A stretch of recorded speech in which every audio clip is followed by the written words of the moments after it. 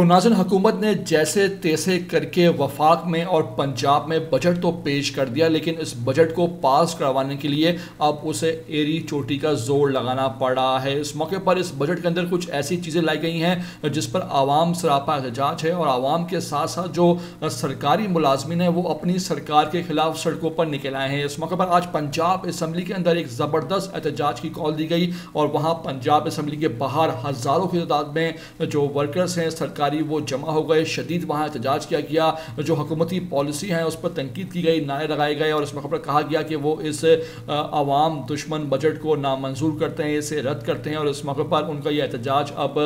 तूल पकड़ेगा, मज़ीद शिद्दत आएगी और इस सिलसिले में एहतजाज का दायरा कार जो है वो मुल्क भर में फैला दिया जाएगा। इस मौके पर आप देखिए किस तरह वहाँ पर आवाम जोक दर जोक इस एहतजाज में शिरकत के लिए पहुँच गए। बड़ी तादाद में जो हैं वो सरकारी मुलाजमीन, जिसमें उस्ताद, डॉक्टर्स, वहाँ पर दीगर जो सरकारी अमला होता है, तभी अमला होता है, वो सब जमा हुए और हुकूमत की पॉलिसियों के खिलाफ शदीद तरीन एहतजाज आज लाहौर में रिकॉर्ड कराया गया है। इस मौके पर ये रेड जोन के अंदर हुआ एहतजाज, जहाँ GPO चौक है, असम्बली है, करीब में ही CM के जो पंजाब है उनकी रिहाइश गाह है। तो साथ साथ इस मौके पर जो वर्कर्स हैं सरकारी, उन्होंने बता दिया कि उनके लिए कोई रेड लाइन नहीं है, कोई रेड जोन नहीं है, वो जहाँ चाहे वहाँ पहुँच सकते हैं और अपना एहतजाज वहाँ कर सकते हैं। इस मौके पर वहाँ क्या थे मनाजिर, किस तरह जोशीले अंदाज में नारे लगाते हुए ये वर्कर जो हैं वो पंजाब असम्बली के बाहर पहुँचे और शदीद तरीन एहतजाज आज रिकॉर्ड करवाया गया। मैं आपको ये तमाम तर मनाजिर आखिर में वीडियो में दिखाने जा रहा हूँ। आपसे रिक्वेस्ट है